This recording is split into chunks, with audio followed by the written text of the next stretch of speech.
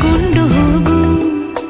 ಕರುಣೆ ಬಾರದೇನು ಹೇಳು ನನ್ನ ಮೇಲೆ ನಿನಗೂ. ನಿನ ನಂಬಿದ ನನ್ನ ಜೀವದ ಹೊಣೆಯು ನಿನ್ನದೇ ಮುಳುಗೋಳಿಗೆ ಕೊನೆಯ ಸರೆ ತರವೇ. ಬರಬಾರದೆ ನನ್ನೊಲವೇ. ಸಂಜು ಮತ್ತು ಗೀತ ಸೇರಬೇಕು ಅಂತ ಬರಿದಾಗಿದೆ ಎಂದು ಬ್ರಹ್ಮ